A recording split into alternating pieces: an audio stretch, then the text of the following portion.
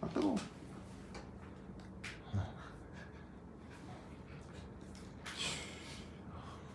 됐다.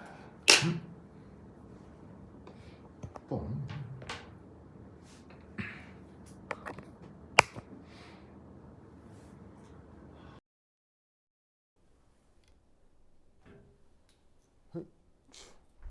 좋아.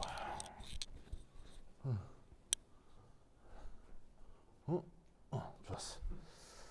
자,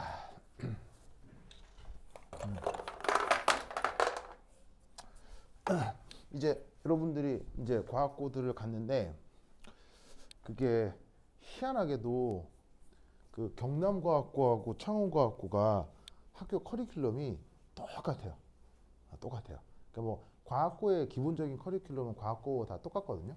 똑같은데 희한한 거는 경남하고 창원은 그 공부 난이도, 그다음에 학교에서 나눠주는 그 학습지 뭐 이런 것들이 굉장히 유사해요. 유사해서 서로 이제 그 뭐냐 참고해서 문제를 풀어봐도 좋을 정도로 유사하게 나오거든요. 그래서 이제 앞으로 과학고에 들어가서 커리큘럼 어떻게 되는지 조금 말씀드릴게요. 처음에 이제 1학년 1학기 딱 들어가면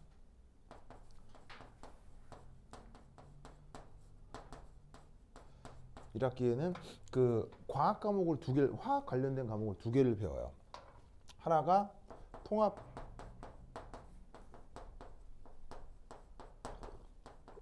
과학이라는 걸 배우고, 그 다음에 동시에 화학 2 이걸 배웁니다.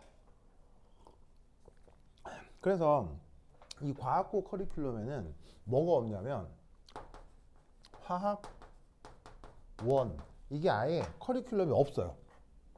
이게 없어.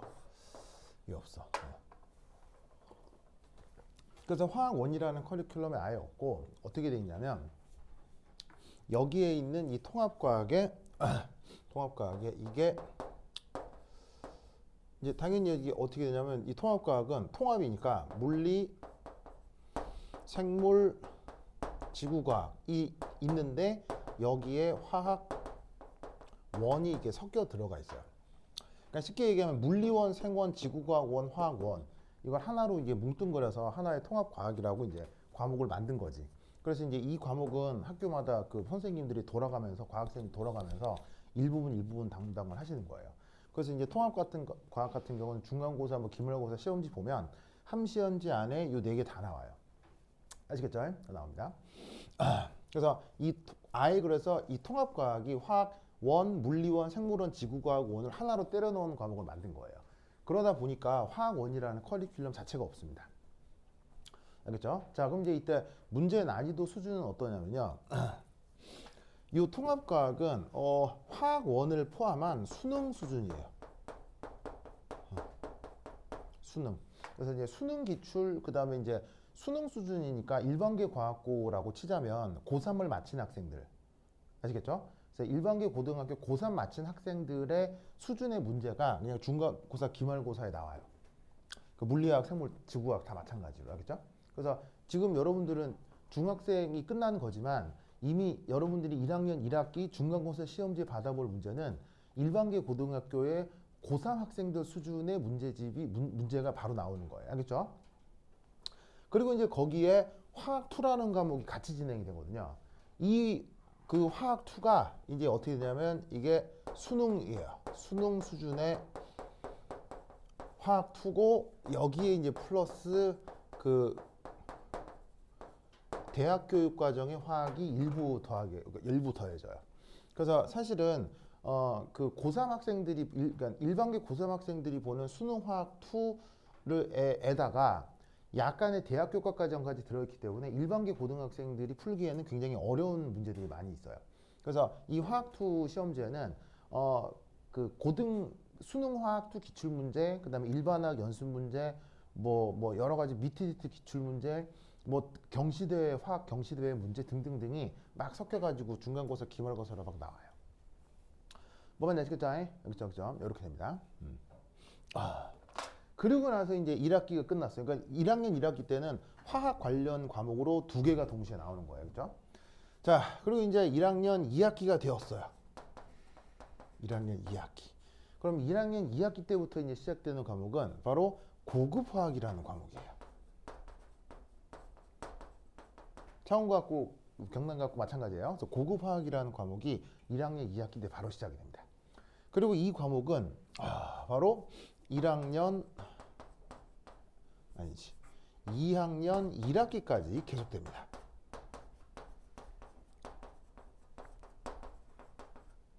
그래서 교과 과정 이름이 뭐 예를 들면은 1학년 2학기 때는 고급화학 1, 2학년 1학기 때는 고급화학 2 이럴 법도 한데 뭐 그렇지도 않아요. 그냥 고급화학이에요. 계속. 계속 고급화학이야.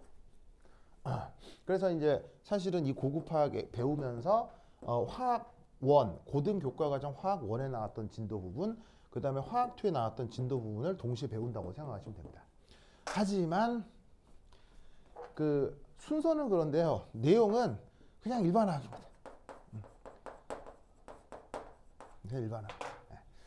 거의 일반화학 문제라고 보시면 돼요. 그래서 이제 문제 같은 걸 보시면 몇몇 과 같은 경우는 뭐 예를 들면 증명 문제 같은 거 이런 거는 뭐 한과형이나 뭐 광주과학고나 대전과학고 이런 영재학교에서도 다루지 않는 어떤 수리적인 증명 문제 같은 것들을 이제 그 중간고사, 기말고사 문제로 내기도 하거든요. 그래서 이제 이 고급화학 하면서 이제 진짜로 일반학 문제들이 막 나오기 시작합니다. 그러다가 이제 2학년 2학기 때 이제 어떤 과목이 등장하냐면 화학 실험이라는 과목이 등장합니다. 그래서 화학 실험을 하는데 이때 실제로 학교에서 약간의 실험과 관련된 실습을 하기도 합니다. 실습하기도 합니다. 하기도 하는데 그래서 뭐 여러분 선배들 뭐 이렇게 그 학교에서 지내는 거 보면 그 교사가 어떤 내용을 얘기를 해주고 그거 가지고 이제 실험 보고서도 쓰고 그 다음에 실제 실험을 해서 데이터도 얻고 그 다음에 그 데이터와 관련된 그 뭐냐면 결과 보고서도 내고 뭐 그런 것들 등등등 하는 거예요. 근데 결과적으로 이 화학 실험 교과목에서도 중간고사, 기말고사는 칠 거 아니에요. 그 중간고사, 기말고사 치는 거 보면 그냥 뭐냐면 앞선 고급 화학 과정 복습이에요. 복습 그냥. 복습이에요. 그냥 복습이에요. 그러니까 여기 나오는 게 똑같이네요. 다만 학교에서 실험을 몇 번 해본다는 거지. 그래서 관련돼서 실험 보고서 몇 개 쓰고 이러기도 하는 거지. 도윤이 실험 잘해요? 도윤이 실험 잘할 것 같은데. 잘해요. 그래요. 준영이는요? 그래요? 다른 친구들은요? 다른 친구들은요? 응? 네. 왜요? 왜요? 진짜로요? 동만이요? 동만이 안 됐구나.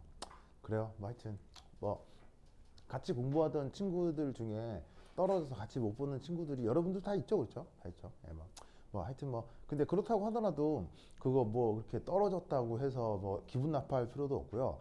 그다음에 합격했다고 해서 뭐 그렇게 우울해할 필요도 없어요. 예, 앞으로 그 인생이 어떻게 바뀔지는 아무도 알 수가 없기 때문에 그냥 어떤 과정을 갈 뿐인 거지 이 과정을 가지 않는다고 해서 누구는 실망하고 누구는 기뻐하고 이럴 필요는 없어요. 이럴 필요는 없습니다. 참고로 나는 한과형이 된 부산과학고를 졸업했거든요. 나 졸업하고 한과형이 됐는데 케이스가 됐는데 부산에 있는 거 영재학교 아시죠? 그래서 이제 나는 거길 졸업했는데 내가 중학교 다닐 때 난 부산에서 중학교를 나왔거든요. 중학교 다닐 때 내가 전교 한 5등 안에 들었었어요. 그냥 5등. 그 5등 안에서 왔다리 갔다리 했거든요. 그럼 이제 중학교 때 공부 잘하는 애들끼리는 반이 달라도 대충 서로 알잖아요. 지나다니면서 인사도 좀 하고 눈인사도 하고 뭐 하잖아요. 그래서 이제 그 5명끼리 이제 얼굴 알고 지내던 친구였는데 이때 이제 묘하게도 이 5명 중에 4명이 부산과학고를 갔어요. 내가 있던 중학교에서. 생각해보면 그때 당시 입학 성적이 좋았던 거죠. 이 중에 한 명 있거든. 한 명? 얘는 아예 과학고 시험을 치질 않았어요. 그래서 걔는 그냥 일반계 고등학교를 갔거든요. 그래서 이제 우리끼리 있을 때, 야, 너도 과학 시험 보지 왜 안 보냐 그랬더니, 아니 뭐 나는 뭐 과학 잘 못하고 뭐 나중에 의대 가려고. 왜냐면 의대 갈 때 내신이 더 중요한데 영재고 과학고에서 내신 받기 힘들 거라고 본 거예요. 사실 맞는 말이죠. 그래서 걔는 나중에 서울대 의대 갔어요. 알겠죠? 알겠죠? 네. 그러니까 영재고 과학고 갔다 안 갔다 그게 중요한 게 아니라고요. 그리고 이제 또 재밌는 건 내가 부산과학고 2기거든요. 2기? 부산과학고 2기인데 내 동기 중에 그때 동기가 몇 명이었냐면 그 90명이었어요. 동기 90명이었는데 그 중에 전교 꼴찌 하던 여학생이 있었어요. 꼴찌. 90명 중에 압도적 꼴찌. 꼴찌. 그래서 그 여학생은 부산과학고에서 결국에는 견디질 못하고 2학년 말에 자퇴를 했어요. 성적이 너무 안 나와서. 그때 이제 그 친구하고 난 친했거든요. 아니, 진짜로 뭐 이렇게 사귄 건 아니고요. 남사친 여자친처럼 그냥 되게 친했어요. 그냥. 그래서 막 서로 막 이런저런 얘기도 많이 주고받고 이런 사이였는데 갑자기 친구 관둔다고 하니까 뭐 기분도 좀 그렇고 뭐 그랬거든요. 그래갖고 걔 일반계 고등학교로 부산과학고에서 꼴찌하던 여학생이에요. 압도적 꼴찌. 그 내 어린 마음에는 어떤 느낌이 들었었냐면 저 친구는 이게 뭔가 글을 읽고 공부를 할 때 내용 파악이 잘 안 되나 보다. 막 어떻게 좀 안타깝고 나 좀 도와줬으면 좋겠고 막 그런 마음이 드는 친구였거든요. 그 여학생 일반계 고등학교로 전학 간 다음에 부산대 의대 갔어요. 알겠죠? 뭐 무슨 말인지 알겠죠? 그러니까 여러분들이 지금 과학고나 영재고 코스로 가고 있지만 그걸로 좋아할 일이 아니라는 얘기예요. 알겠죠? 여기에서 영재고 과학고를 갔지만 영재고 과학고 내에서도 내신 잘 준비 못하고 그 다음에 입시 준비 잘 못하면 별로 좋지 않은 대학에 갈 경우에는 사실 일반계 고등학교를 간 학생들에 비해서 좋을 게 1도 없다는 얘기예요. 오히려 더 힘 빠지고 모양 빠진 일이 될 수 있어요. 그러니까 지금 과학고를 갔다고 해서 좋아할 필요도 없고 그러니까 여러분과 같은 코스로 가지 못했다고 해서 실망할 필요도 없는 거예요. 알겠죠? 알겠죠? 그래서 이제 어쨌건 미래는 어떻게 될지 모르니 차근차근 열심히 공부하도록 합시다. 자, 어쨌거나 이제 2학년 2학기 때는 화학실험이라는 과목이 진행이 되고 그 다음 이제 3학년 근데 이제 여기서 이제 조졸 조졸해서 대학을 가는 친구들이 있을 수 있습니다. 여기에서도 2학년 때 대학을 가는 친구들이 있을 수 있겠죠. 그렇죠? 그래서 뭐 그럴 수도 있는데 그렇지 않는 경우는 이제 3학년으로 넘어가겠죠. 그래서 3학년으로 가서 3학년 1학기 때 AP 일반화학 이라는 과목을 듣습니다. 그래서 이게 뭐 어드밴스트 아니 뭐 뭐인데 이게 알았는데 이게 기억도 안 나. 하여튼 그냥 뭐 이게 일반화학 1 그다음에 3학년 2학기 때 2를 듣습니다. 말 그대로 일반화학인데 내용이 다 일반화학이었잖아요. 일반화학이어서 또 일반화학이네. 차이점은 in English.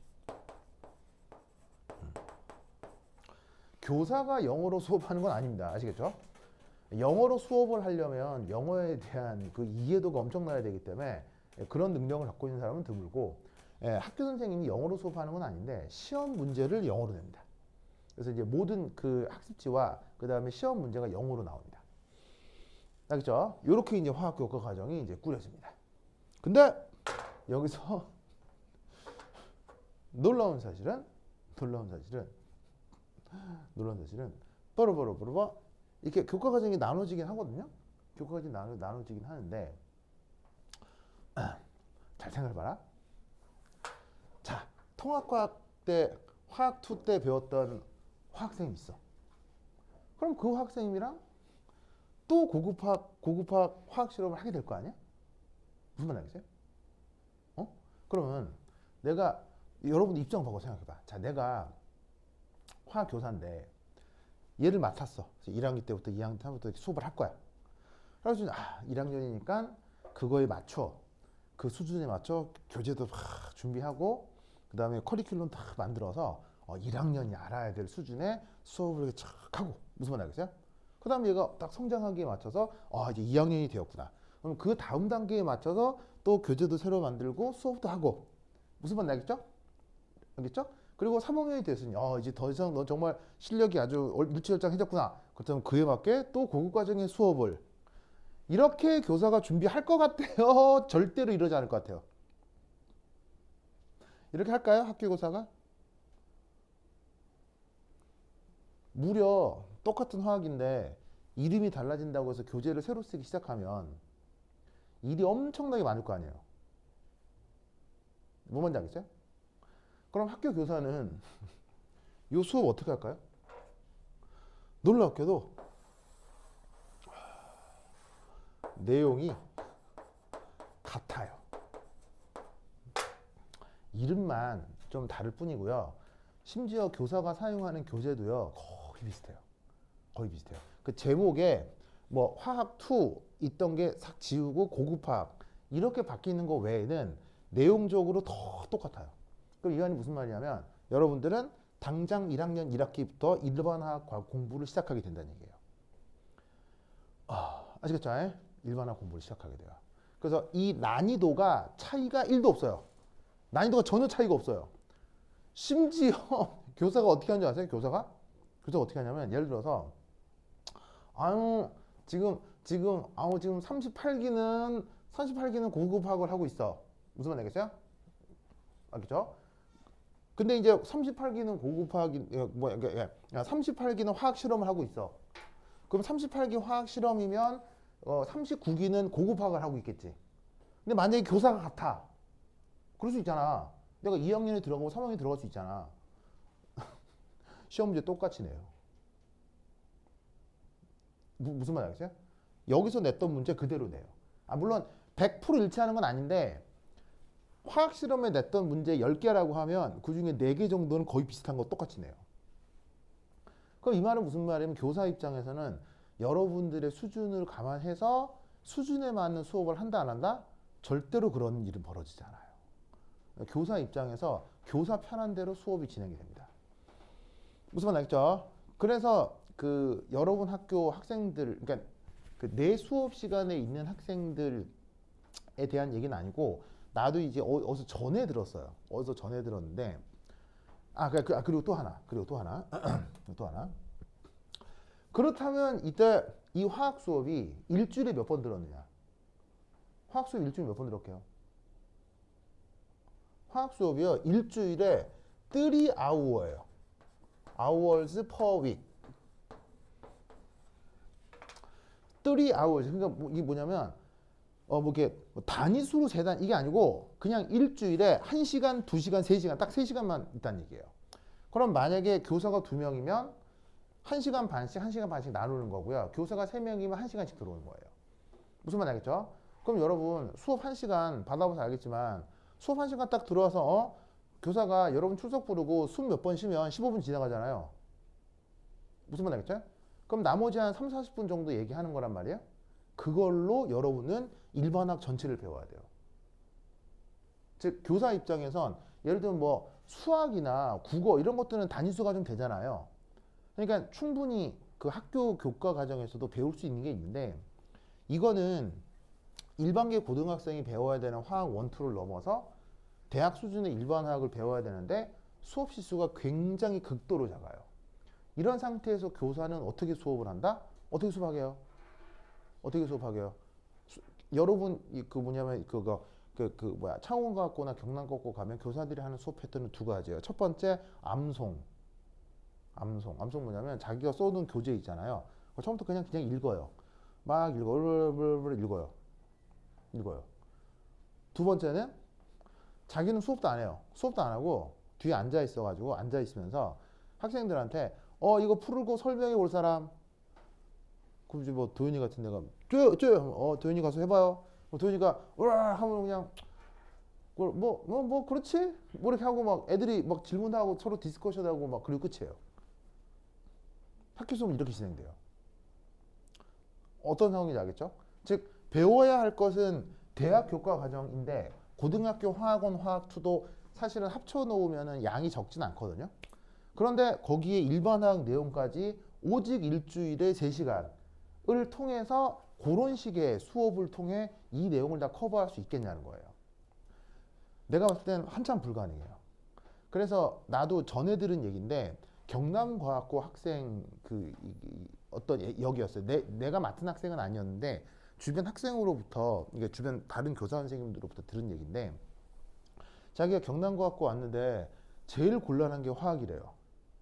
왜냐하면 자기는 과학고 그냥 우연찮게 된 것 같은데 학교 교사는 모든 과학고 학생들이 화학에 대해서 완전한 그 선행학습이 돼 있는 걸로 생각하고 수업을 한대요. 그래서 학교에서 하는 내용은 하나도 알아들을 수가 없고 그래서 중간고사, 기말고사를 쳐야 되는데 당최 공부를 뭘 해야 될지도 모르겠고 이해도 안 되고 정말 막막해서 죽겠다라고 하는 얘기들을 해요. 무슨 뜻인지 아시겠어요? 그래서 사실은 화학 수업이 경남과학고나 창원과학고에서 조금 좀 곤란해요. 학생들이 실제로 학교 생활을 하기에. 그래서 이제 여러분들은 어떻게 해야 되느냐? 그 학교에 들어가기 전까지 최대한 많은 양을 공부해야 돼요. 알겠죠? 그래서 이제 나도 어떻게 할 거냐면 화학원, 화학2를 넘어서 일반 화학까지 곁들여서 다 그냥 바로 내용 설명을 할 거예요. 아시겠죠? 알겠죠? 그래서 이제 그렇게 할 거라는 거 말씀을 드리고요.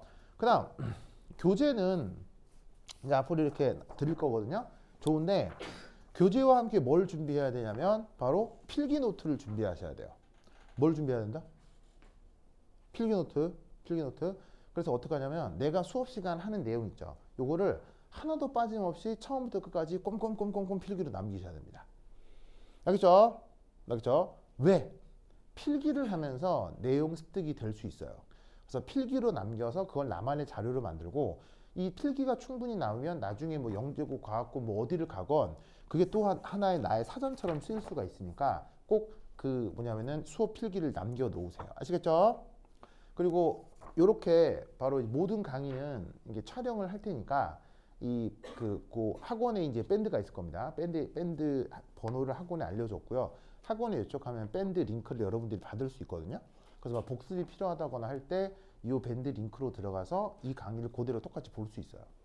알겠죠? 그리고 또 뭐 오늘 수업이 있는데 개인적 사정으로 참여하지 못할 수 있죠. 그럴 경우에는 뭐 온라인으로 들을 수도 있고 나중에 그 시간 지나서 동영상으로 볼 수도 있어요. 아시겠죠? 그래서 이제 그렇게 활용을 하시면 됩니다. 자, 그래서 이제 오늘 이제 첫 시간 뭘 해볼 거냐면 바로 화학 2에서 배우게 되는 첫 번째 내용 기체에 대한 얘기를 좀 해보도록 하겠습니다. 아시겠죠? 그렇죠? 자, 그럼 이제 필기 노트 꺼내시고요. 자, 내가 이제 그거 복사가 다 됐을 테니까 가지고 와야지.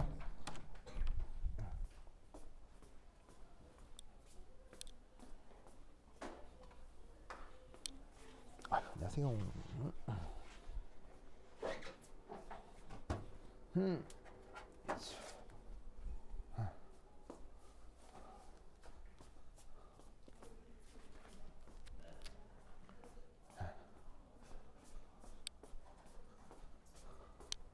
아이고, 자, 아까 교재 못 받는 사람. 여기.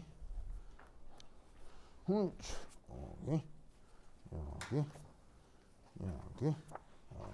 됐습니다. 그리고 이제 우리 이름을 좀 익혀야 되니까 내가 종종 출석 안 부를 때도 많은데 여러분들 한번 이름을 좀 불러봐야 되겠습니다. 가희. 가희. 반가워요. 좋아. 가희. 도현이. 시현이. 시현이에요? 도현, 시현 형제인 거예요? 김도현, 김시현. 저희는 김도현이거든요. 원래 아는 애예요? 모르는 애예요? 알겠습니다. 좋아. 그다음에 이한. 이한이 반갑습니다. 이한 좋았어. 민채. 민채곤 없어요? 그다음에 준영이. 준영이. 준우. 준우네. 준우. 현춘이. 오케이. 자기 이름 안 불렀다. 민채. 박민채. 박민채. 좋아. 그렇지. 창원중학교. 8286. 8286. 그렇지. 박민채. 민채 하겠습니다. 민채. 좋아. 하나, 둘, 셋, 넷, 다, 여덟, 일곱, 여덟. 오케이. 됐습니다. 자, 봅시다. 이름을 외워야 되니까 써봐. 카희, 도인열, 그다음에 쉬현, 그다음에 이안. 저 되게 유명한 영화 감독 중에 이안 감독이라고 있는 거 아세요? 안 몰라요? 엄청나게 유명한 감독이에요. 대만계 감독인데 전 세계적인 거장 중에 한 명이에요. 그리고 아파트도 이안 아파트가.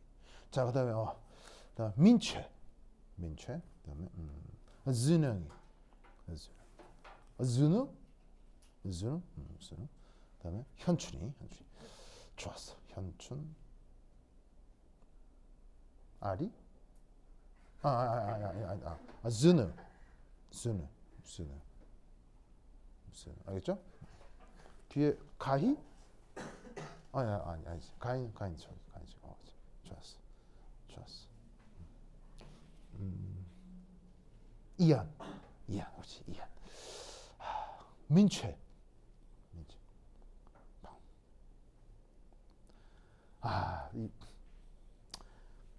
박민재하고는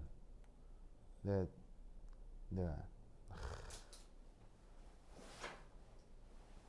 초등학교 때 같은 반에 있었던 여학생 이름이 박민재였거든요. 근데 박민재 얘기해줬어요? 아니요. 안 해줬어요? 준영한테 박민재 얘기해줬어요? 박민재라고 초등학교 때 같은 반에 여학생이 있었는데 키도 크고 좀 예뻤어요. 그게 왜 초등학교 6학년 때는 여자애들이 키가 더 크잖아요. 그리고 이제 그 뭐냐면 몸의 성장이라고 할까? 이게 먼저 이제 뭐냐면은 그 몸이 더 크잖아요. 여자애들이. 그리고 초등학교 때는 남자애들은 그냥 애고 아직은 그렇잖아요. 그래서 이제 그 여학생들은 초등학교 때 이제 벌써 자아에 대한 생각을 하고 그다음에 감수성도 예민해지고 하는데 초등학교 6학년 남자들은 그냥 애죠. 그냥 애죠, 그죠? 그냥 애죠. 그 초등학교 6학년 때였어요. 어느 날 그 초등학교에 가면 이게 철봉대 있잖아요. 철봉대 알죠? 내가 얘기해줬어요? 안 했어요? 철봉대가 있는데 거기서 내가 철봉에 매달려서 막 놀고 있는데 갑자기 민재가 와. 민재가 나랑 그렇게 친하지도 않았거든요. 크게 아니 뭐 이렇게 뭐 서로 뭐 싫어하고 미워하고 그런 것도 아닌데 그냥 크게 그냥 그렇게 좋아하는 사이도 아니었는데 친한 사이도 아니었는데 갑자기 민재가 뭐 미적미적 하더니 그것도 민재도 또 이게 자기들끼리랑 노는 친구들이 있잖아요. 민재가 키도 크고 예뻤기 때문에 좀 이렇게 좀 그런 류의 여학생들이랑 막 놀고 뭐 그랬었어요. 나는 그냥 개구장이었기 때문에 모든 여학생들이 날 다 싫어했거든요. 네, 다 싫어했거든요. 막 여학생 괴롭히고 막 그런 남자애들 있잖아요. 대표적으로 하여튼 그런 애고 민재하고 친하지도 않았어요. 그렇고 이제 민재가 근데 내가 철만 놀고 있는데 갑자기 민재가 미적미적 하더니 그 철봉이 있는 모래사장 근처로 막 오는 거예요. 그래서 막 자기도 막 이렇게 막 놀더라고요. 그러고 막 있는데 갑자기 민재가 일어나. 무슨 제가 왜? 나 여기 철봉에 좀 올라가야 되는데 좀 도와줘. 뭐 그러는 거서 뭐 그래 잡아봐라. 그래서 이제 왜냐면 나 부산에서 초등학교 중고등학교 나왔거든요. 그래서 탁 매달린 거예요. 그래서 이제 이렇게 탁 잡은 다음에 이렇게 딱 올려주면 되는데 내가 왜 그랬는지 진짜 진짜 그때 순간 어떤 생각을 했냐면 그때는 이제 초등학교 6학년 때니까 머리에서 발끝까지 개구장이었을 때였던 거예요. 모든 행동이 장난, 알겠죠? 그 누구의 말도 듣지 않아, 알겠죠? 모든 행동이 장난, 그럴 때였거든요. 그래갖고 그냥 올리라고 이렇게 자꾸 올려주면 되는데 갑자기 그 순간 올리는 척 하다가 살짝 바지를 살짝 내려볼까? 근데 이것도 어떻게 할 거냐면 그냥 바지를 이렇게 올리는 척 하다가 이렇게 누가 가다가 바지를 이렇게 하면 이렇게 되잖아요. 왜 그래? 이렇게 되잖아. 그런 정도만 그냥 이렇게 올리려고 하는데 살짝 이래가지고 사람 움찔하게 만드는, 알겠어요? 그 정도 장단까지만 계획을 했던 거예요. 근데 무슨 말 알겠어요? 근데 아뿔싸 그 입고 있던 옷이 체육복이었다는 걸 그때 그 어린 초등학생이 그 계산을 못한 거예요. 그래가지고는 장난 좀 쳐야지. 약간 올리는 척하다가 탁 내려. 아이고. 그 안에 언더웨어까지 다 내려간 거예요. 그래갖고 그러니까는 이게 앞을 보고 있고 내가 뒤에서 있으니까 뒤쪽에서 세상에 그 초등학교 6학년 여학생의 맨살 엉덩이를 뒤에서 내가 딱 보는데 그 어린 마음에도 그 어린 마음에도요. 좋댔다 이런 생각이 드는 거야 이게.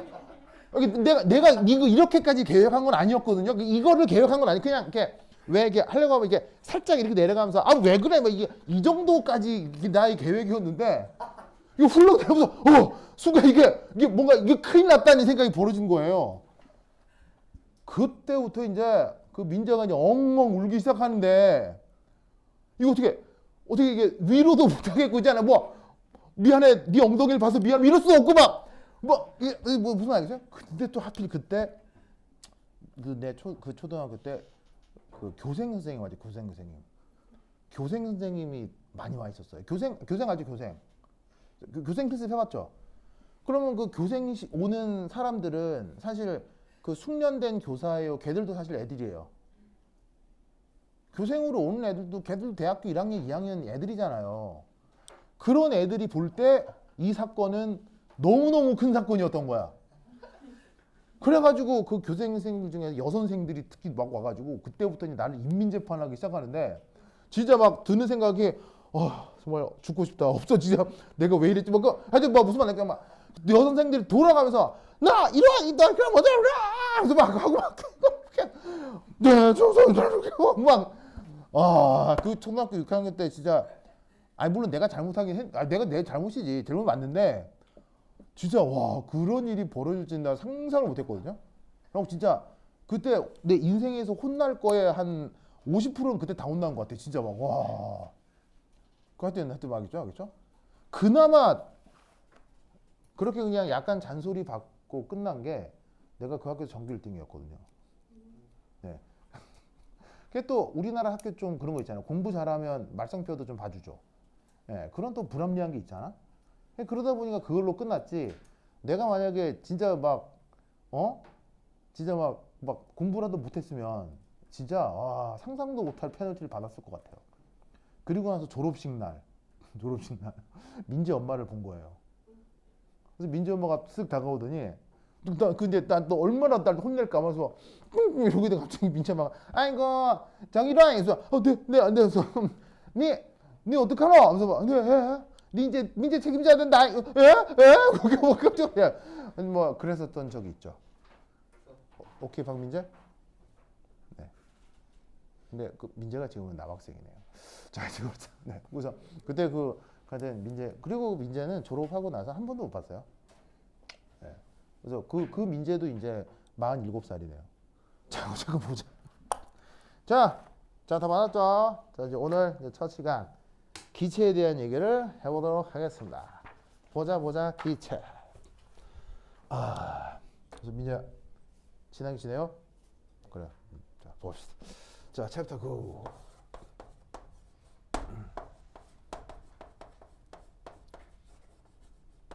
기체 주기.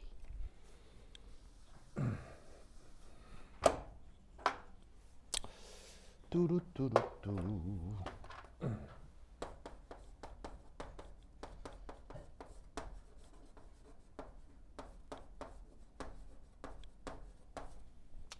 자, 우선 첫 번째 이거 한번 해볼까요?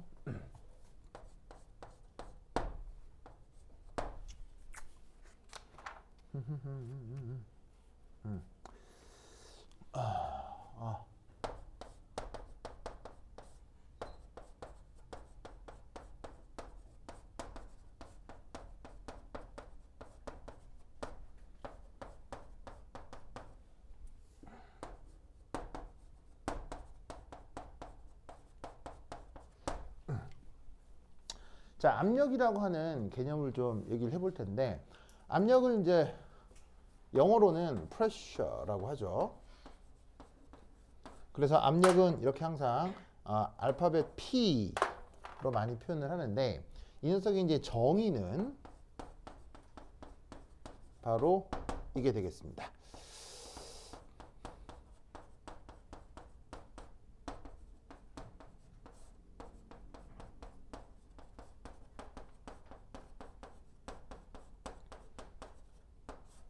그러니까 힘을 그 작용 단면적으로 나눈 것을 압력이라고 정의합니다. 자, 그러면 이 압력이라고 하는 것에 대한 정의. 자, 정의를 하는 이유는 뭐예요? 정의 자체에 무슨 물리적 의미가 있는 건 아니고요. 정의를 했을 때 어떤 현상을 쉽게 표현할 수 있기 때문에 뭔가 새로운 개념을 정의하는 거예요. 그러니까 어떤 생각을 해야 되냐면 우리 자연에 원래 압력이라는 것이 있다라고 생각하기보다는 세상에 압력이라는 게 없지만 자연과학적으로 압력이라는 말을 정의를 하면은 조금 더 어떤 상황을 잘 표현할 수 있다라고 생각을 해야 되는 거예요. 그러니까 왜냐면 그래서 이제 여러분들이 어떤 생각을 해야 되냐면 왜 압력은 힘을 작용 단면적으로 나누는 것이냐에 대한 이유는 있다는 얘기예요. 이유는 없다는 얘기예요. 이유는 없어요. 아시겠죠? 이유는 없고 저렇게 정의를 하면 어떤 현상을 편하게 표현할 수 있다라는 거예요. 알겠죠? 그러니까 이런 정의가 나오면 그런 것 같다 하고 그냥 외우면 되는 거예요. 알겠죠? 자, 그러면 이게 왜 우리 일상생활에서 이런 생각이 필요하냐면 이거죠. 예를 들어서 그래 민채. 자, 민채를 오늘 보고 나중에 몇 년 후에 아주 먼 어떤 곳에서 또 민재를 봤다고 쳐봐요. 그래서 옛날 민재 기억이 나서 민재 반가워요. 반가울 수 있잖아요. 반가워서 민재 반가워요 하고 이제 어깨를 툭툭툭 이렇게 했어요. 그럼 이제 민재도 선생님 안녕하세요 뭐 이럴 수도 있고 그렇잖아요. 민재 그동안 잘 지냈어요 뭐 이럴 수 있잖아. 근데 내가 너무 기쁜 나머지 민재 반가워요 하면서 톡톡톡 하는 그 힘으로 바늘로 푹 찔렀다고 쳐봐요. 민재 반가워요 푹 이렇게. 그럼 봐요. 내가 주는 힘은 달라졌어요? 똑같아요? 똑같은 힘으로 줬다고 쳐요. 힘은 똑같은데 내가 손바닥 전체를 이용해서 톡톡톡 했을 때 하고요. 그 똑같은 힘을 바늘이라고 하는 그 끝팁에 모아서 했을 때 힘은 똑같지만 현상은 같아요? 달라요? 현상이 매우 달라지죠. 그 다른 현상을 구분하여 표현할 수 있으려면 이런 생각을 도입하는 게 편리했기 때문에 물리학자들이 이런 생각을 만든 거다라고 해주면 되는 거예요. 알겠죠? 그래서 힘의 정의는 압력의 정의는 힘을 작용 단면적으로 나눈 것이다.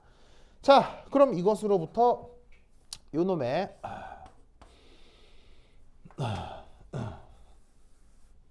그래서 압력을 영어로 뭐라고 한다고요? pressure라고 하고요. 힘은 영어로 뭐라고 해요? force라고 하죠. 작용 단면적은 area라고 보통 쓰기 때문에 여기에 있는 이 정의를 어떻게 표현하기도 하느냐? P는 F over A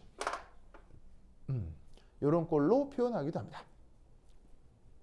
아시겠죠? 그래서 압력에 대한 정의가 저렇다. 그래서 압력을 P, 힘을 F, 단면적을 A. 자, 이제 이 압력에 대한 기본 단위.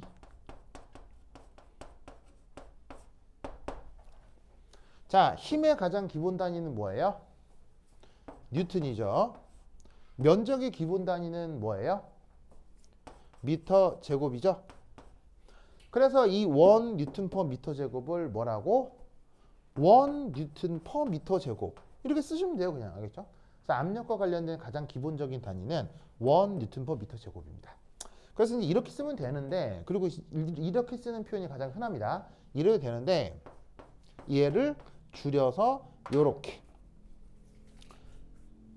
PA라고 바꾸어 쓰고 발음할 때는 파스칼이라고 읽습니다. 근데 의외로 잘 안 씁니다. 잘 안 쓰고요. 그냥 뉴턴 퍼 미터 제곱 이걸 훨씬 더 많이 씁니다. 알겠죠? 그래서 이 표현 기억해 두시기 바랍니다. 자, 그럼 여러분, 저 압력이라는 현상은 당연히 우리 주변에 굉장히 다양하게 많겠어요? 몇 군데 없겠어요? 압력과 관련된 현상, 우리 일상생활에서 뭐 억수로 많아요. 천지백가리로 많아요. 그래서 이제 압력은 뭐 별의별 때 뭐 다 적용되죠. 뭐 생물, 물리, 화학, 지구과학 뭐 모든 곳에 이 뭐냐면은 압력과 관련된 것들이 다 적용이 되는데 지금은 우리가 화학을 배우고 있잖아요. 그럼 화학과 관련해서 이 압력 현상이랑 가장 이 뭐냐면은 흔하게 나오는 상황을 한번 생각해 보자는 얘기죠. 그래서 이제 알아둘게 세 번째 요거.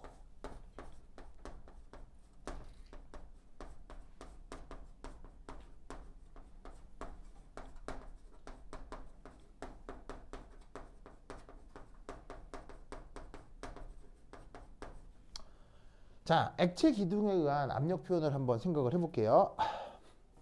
자, 이건 뭐냐면 짜잔.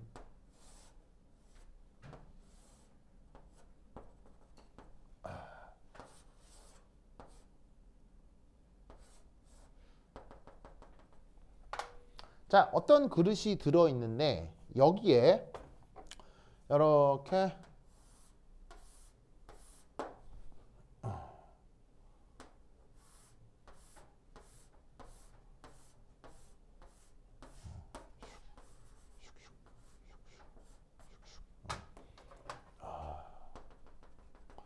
자, 이렇게 해가지고 이 안에 어떤 액체가 가득 들어있었다고 치겠습니다. 자, 그리고 이 액체의 밀도, 그 밀도를 이렇게 표현하겠습니다.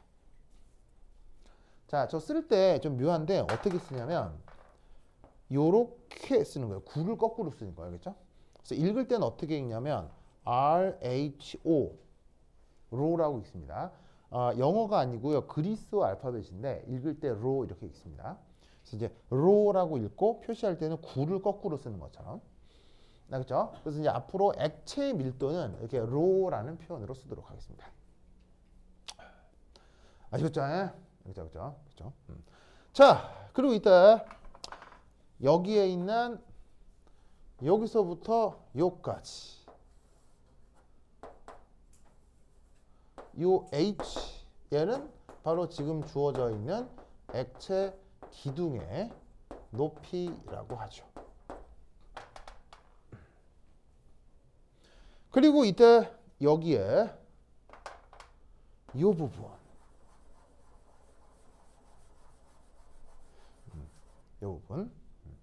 요 부분에 단면적을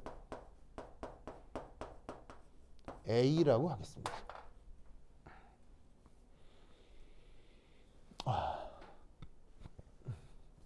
자, 그럼 이때 여기서 이 작용 단면적은 이 주어진 그림에 대해서 어떤 힘을 받을 수밖에 없을까요? 어떤 힘을 받게 돼 있을까요? 도요. 이 단면 A는 어떤 힘을 받아줄 수가 있을까요? 이 단면 A는 지금 이 주어진 상황에서는 어떤 힘을 받게 될까요? 그렇지. 바로 저기에 있는 액체 질량에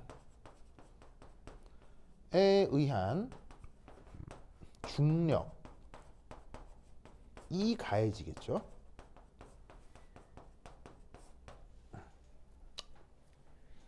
자, 그럼 이때 여기에서 압력 표현 어떻게 되느냐? 압력의 정의가 뭐라고요? 힘을 단면으로 나눈 거라고 했죠.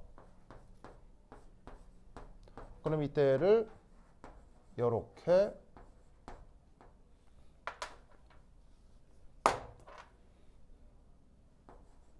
표현할 수 있습니다. 자, 이때 여기에 있는 힘 F가 지금 보시다시피 지금은 그 힘이 중력인지라 표현을 이렇게 한 겁니다. 그럼 아시다시피 G는 뭐예요? 아까 물리 시간도 있었는데 그 유명한 중력과 속도인 거고요. 여기 M은 뭐겠어요? M은 바로 저기에 있는 액체의 질량 되겠죠. 그래서 중력은 질량에다가 중력과 속도를 곱한 거니까 저리 표현한 겁니다. 그래서 압력의 정의에 따라 수식을 이렇게 바꿀 수 있죠. 맞죠? 맞죠? 맞죠? A는 뭐라고요? 요 작용 단면적이고요. 그런 다음 여기에 요렇게 해보겠습니다. 자, 위아래에 동일한 물리량을 똑같이 곱한 겁니다. 그래도 등호는 성립해요, 안 해요? 당연히 성립하죠. 당연한 거죠. 당연한 거죠. 이때 도요?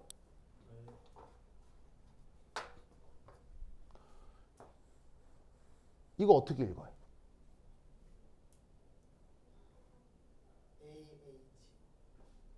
아, 정말요? 준영, 저거 어떻게 읽어요? 그렇죠. 이거 어떻게 읽는 거예요? 이한, 이거 어떻게 읽어요?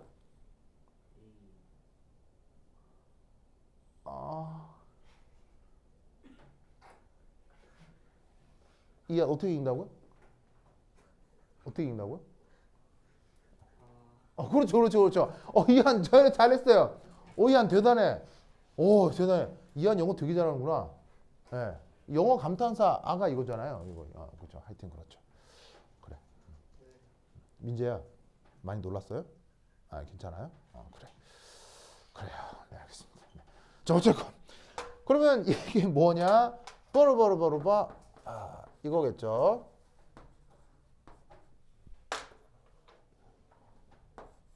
자, 이게 뭐예요? V가. A가 단면적이고 H가 높이니까 여기서는 부피가 되겠네요.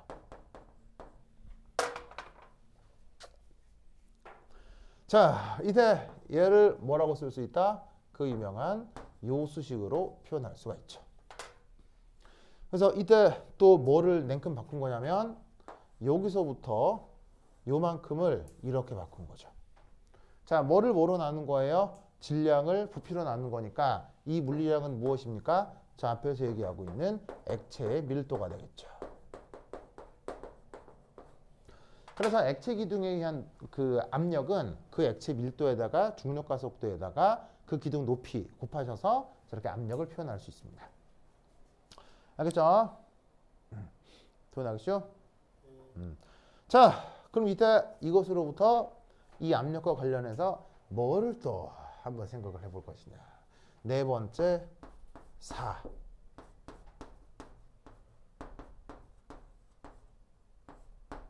또리젤리. 자, 또리젤리라는 사람 알아요? 또리젤리? 과일젤리 말고 또리젤리. 자, 어느 나라 사람이죠? 준영, 어느 나라 사람이죠? 스페인. 스페인. 스페인. 뭐 스페인 이름 중에도 비슷한 게 있을 수는 있겠네요. 근데 사람 이탈리아 사람으로 내가 알고 있습니다. 이탈리아 사람. 그래서 이탈리아 뭐 과학자라고 할 수 있는데 저 사람의 어떤 실험이 있어요. 또리젤리의 실험.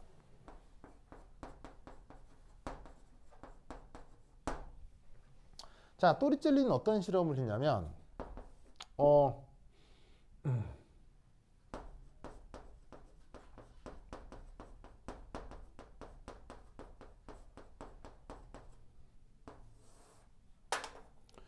자, 물을 받아놓고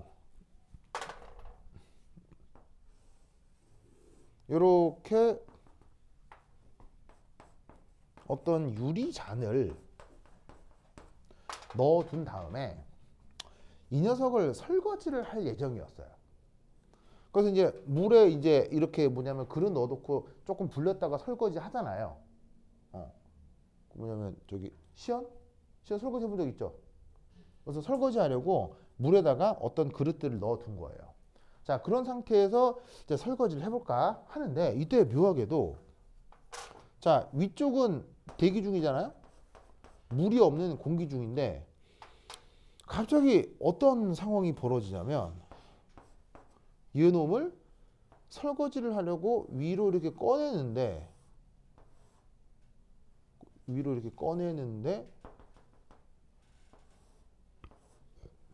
여기 대기가 있음에도 불구하고 여기 채워놓은 물이 요 위까지 이렇게 침범이 된 상태로 유지가 되더라 이런 얘기죠.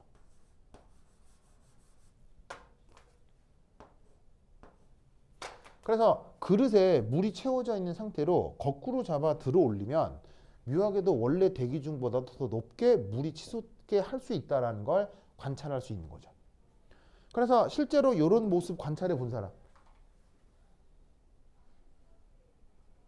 이거 실제로 본 사람,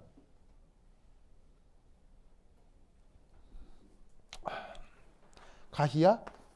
이런 거 본 적 있어요? 없어요. 아, 그래요? 이안? 저렇게 해봤어요? 아, 해봤다고요? 근데 왜 손 안 들어요? 지금 나 무시하는 거죠? 근데 왜 손 안 들어요? 진짜, 나만 해본 것 같잖아요, 꼭. 진짜, 저 이상한 사람 같지라고. 좋아. 준우? 해봤어, 안 해봤어, 이거? 안 해봤어요? 그 다음에. 현춘? 해봤어, 안 해봤어요? 안 해봤어요? 민채 해봤어, 안 해봤어요? 야, 진짜 안 해봤네. 내가 물어본 이유는 내가 다른 반에서도 수업을 하다가 여러분들이 이런 걸 안 해보고 있다라는 걸 좀 이렇게 들어가지고 내가 이제 해드리는 말인데, 컵을 물속에 이게 쑥 박아 놓으면 여기 물이 다 차서 밑에 가라앉아 있잖아요. 그럼 투명한 유리컵일수록 좋아요. 물이 가득 채워져 있는데, 물이 가득 채워져 있는 그 안에 이렇게 그릇이 담겨 있을 때 얘를 손으로 딱 집어넣어 가지고 물 바깥쪽으로 꺼내는 거예요. 할 수 있죠? 물 바깥으로 꺼내서 그냥 꺼내면 아무런 의미가 없는데, 물 바깥쪽으로 꺼낼 때 꺼내기 직전에 반대로 돌려요. 반대로 돌린 다음에 이 상태에서 이렇게 천천히 꺼내 올리면 놀랍게도 원래 수면보다도 여기 물이 더 높게 치솟아 오르게 내가 들어 올릴 수가 있어요. 이게 불투명한 그릇은 그게 잘 안 보이겠지만 투명한 유리컵 같은 경우는 쉽게 볼 수 있겠죠. 페트병도 다 돼요, 알겠죠? 투명한 거는. 무슨 뜻인지 알겠어요? 이 당연한 현상을 여러분들은 한 번도 본 적이 없는 거죠. 그래서 이거 안 해본 사람은 오늘 집에 가서 한번 해봐요. 싱크대에 물을 가득 받은 다음에 유리컵 거꾸로 놓고 이렇게 들어 올려 보라고요. 무슨 말 알겠죠? 알겠죠? 그래서 이때 토리첼리는 왜 이런 일이 벌어질까에 대해서 궁금해했던 거예요. 무려 200년 전에. 아시겠죠? 그랬다가 어떤 생각이 들었냐면 왜 치솟느냐. 그리고 또 토리첼리는 어떤 생각을 했냐면 얼마나 높게 치솟겠느냐를 궁금했던 거예요. 무슨 말씀인지 아시겠어요? 그래서 어떻게 했냐면 물에다가 그릇을 담가놓고 그릇을 거꾸로 들어 올렸을 때 이때 물기둥이 치솟아 오르는 것도 신기했지만 이게 얼마나 몇 미터까지 치솟아 오르겠느냐를 궁금했었던 거죠. 그러면 몇 미터까지 치솟는지를 관찰하려면 이 그릇이 어떻게 되면 돼? 그릇이 충분히 길면 되겠죠. 충분히 길면 돼서 이 토리첼리는 실험을 어떻게 했냐면 그릇을 처음엔 조그만 것부터 해가지고 점점 크게 해봤던 거예요.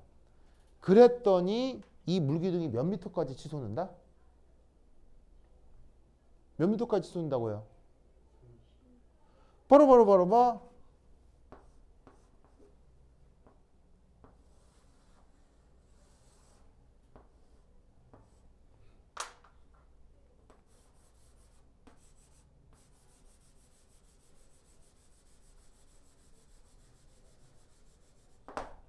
적어도 지구에서는 최대 대략 10m까지 치솟게 된다는 걸 실험을 통해서 알게 된 겁니다. 아시겠죠? 그런데 현실적으로는 실험을 통해서 10m까지 치솟는다는 걸 알기는 거의 불가능에 가깝습니다. 자, 왜냐하면 여러분 잘 봐요. 여러분 봐봐. 꼴랑 이만한 그릇을 설거지를 하려고 하는 전체 그 싱크대 통이 얘보다 더 커야 돼요, 더 작아야 돼요? 물 담아둔 공간이 얘보다 작으면 얘를 능수능란하게 설거지할 수가 없잖아요. 이놈의 그릇에 물을 가득 채우기 위해서는 얘보다 더 큰 수조가 필요하다는 얘기예요. 무슨 말인지 알겠죠? 그럼 생각해봐. 요 그릇이 10m지. 그리고 안이 투명해야 이게 10m까지 치솟는 걸 볼 수 있지. 그럼 당연히 실험적으로 이 그릇의 재질은 뭐겠어? 폴리에틸렌? 일까? 18세기에? 뭐겠어요? 유리밖에 없지 18세기니까. 그때는 폴리에틸렌이나 폴리아세틸렌 이런 게 없었을 때라고. 플라스틱이 없었을 때라고. 그러니까 어떻게 되겠어요? 유리를 10m짜리 유리 그릇을 만들어야 되는 거야. 무슨 말 알겠어요? 그럼 여러분 생각해봐. 10m면 어디서부터 어디까지지? 10m면 대략 저기서부터 저기까지잖아. 여기서부터 저쪽 강의실 정도까지 되잖아. 10m면. 그러면 유리 그릇을 10m짜리를 만들어서 자 우선 10m짜리를 만들어 달라고 하면 그 만들기도 쉽겠어 어렵겠어? 무슨 말 알겠어요? 그리고 그 운반하기도 어려울 거며 그리고 걔를 그냥 쓰는 것도 아니고 거기서 물을 가득 채워가지고는 거꾸로 들어야 되지.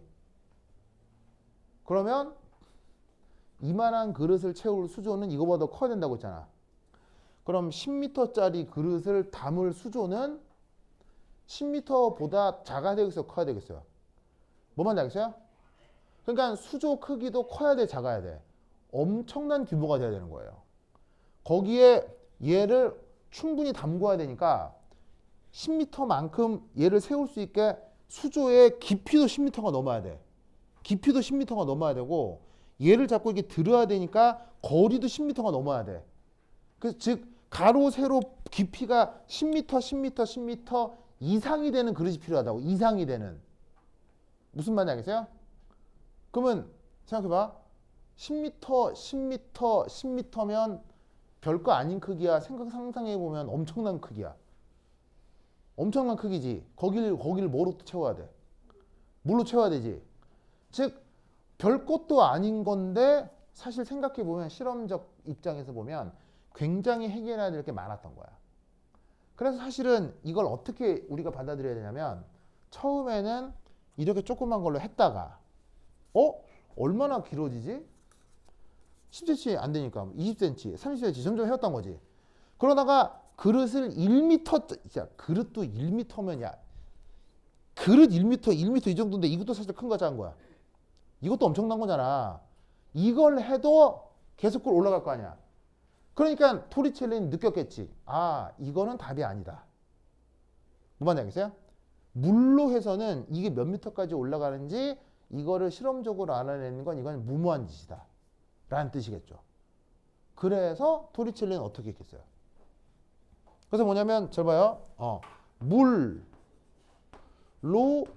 실험 진행을 하면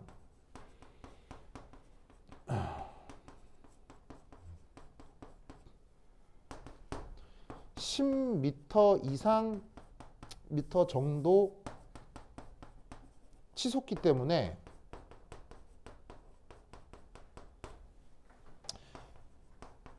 무모한 실험 진행이 되는 거예요.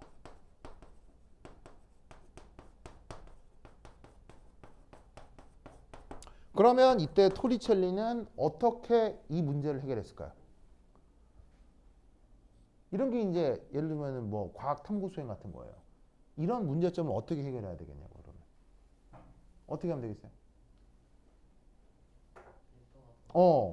바로 문제는 너무 높게 치솟는다가 문제잖아요. 좀 낮춰야 되겠죠. 그럼 어떻게 해줘야 낮춰지겠어요? 이게 가벼울수록 낮춰지겠어요? 무거울수록 낮춰지겠어요? 무거울수록 중력이 강하니까 또 낮춰질 거 아니에요. 그래서 어떻게 된다? 아, 물보다 밀도가 훨씬 큰 액체를 사용하자는 거예요.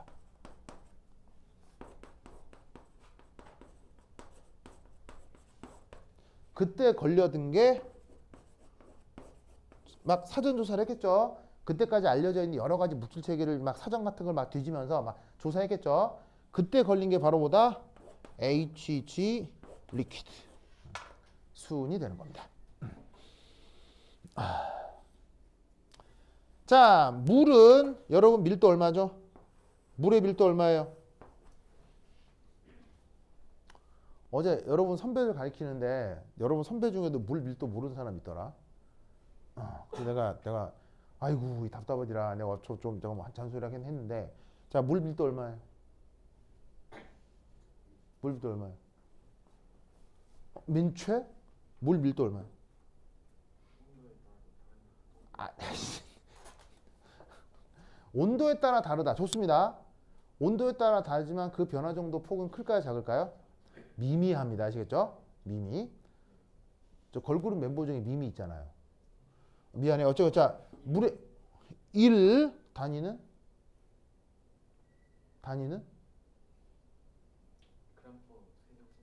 그렇지.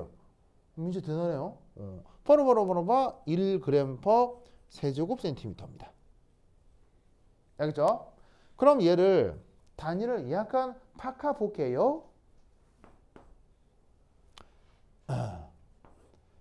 1리터라면 몇 g일까요?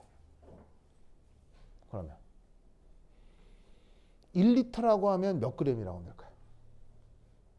1g per 세제곱센티미터는 1 뭐 그램 퍼 리터일까요? 뭐예요? 간단한 단위 뭐냐면 환산이죠. 얼마예요? 가위 얼마예요? 뽀로뽀로뽀로뽀 킬로그램이겠죠? 저 말이 무슨 말이냐면 여러분 우리 일생생활에서 1리터짜리 그릇 있어요? 없어요? 일상생활에서 많잖아요. 음료수 중에 1리터 들어있는 애들 있잖아요. 아니면 500ml 들어있는 애들도 있죠. 그러면 500ml짜리 두 개면 1리터인 건 아니에요. 그 500ml짜리 음료수 두 통이 1kg에 해당된다는 얘기예요. 무슨 뜻인지 아시겠죠? 그것에 해당하는 밀도가 바로 밀도가 1g per 세제곱센티미터가 그게 바로 물의 밀도라고요. 이때 수은의 밀도는 얼마죠? 자, HG라고 쓰고 여기서 L이라는 표현은 무슨 표현이에요? 액체라는 표현이죠. 자, 얘 수은이라고 하는데 밀도 얼마예요? 뭐 사실 외울 건 아닌데 이 숫자가 자주 나올 거거든요. 자꾸 문제 풀다 보면은 외워질 거예요. 대략 어느 정도? 13.6입니다.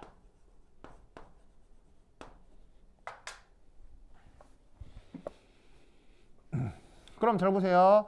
자, 물에 비해서 밀도가 몇 배나 커요? 물에 비해서 밀도가 10배 이상 크죠? 무슨 말 알겠어요? 그러면 자, 이걸 이렇게 생각하면 돼요. 여러분 그 마트 가서 생수 살 때 있죠? 생수. 그 마트 가서 사는 생수 중에 2리터짜리 6개 묶인 팩이 있는데 마트 가면 있잖아요. 그래서 6개 손잡이도 다 달려있고 근데 손잡이 달려있으나 마나 그거 들면 가벼워요 무거워요? 그거 엄청나죠? 그럼 몇 킬로짜리예요 그거? 그 대강 12kg라는 거 알겠어요? 물 2리터짜리 6통 엮여 있는 개가 딱 들면 12kg라고요. 그럼 그거 들어본 사람 그 6팩짜리 아니 마트 가면 탐버지다 들잖아. 자, 딱 들어보면 그 12kg 개 느낌이 가벼워요? 꽤 무거운 무게예요? 그 가볍지 않습니다. 알겠어요? 근데 거기에 물 다 빼고 수은을 다 채웠어. 그럼 몇 킬로라는 얘기야? 150kg 넘는다는 얘기야. 무슨 말인지 알겠어요? 뭔 말인지 알겠어요? 그 12kg 곱하기 13 하면 된다고. 뭔 말인지 알겠죠? 즉, 이 밀도 차이의 의미가 우리 피부로는 그런 느낌의 차이가 된다는 얘기지. 알겠죠? 그러면 여기 들어있는 액체의 무게가 무거워지니까 이 높이가 어떻게 되겠어요? 쭉 꺼지겠죠? 그것으로부터 이 토리첼리는 어떤 생각을 하기 시작한 거예요. 아시겠죠? 그러면 그 구체적인 생각을 어떻게 숫자로 표현하였느냐 부터 한 10분 쉬었다 하도록 하겠습니다. 화장실 갔다 오세요.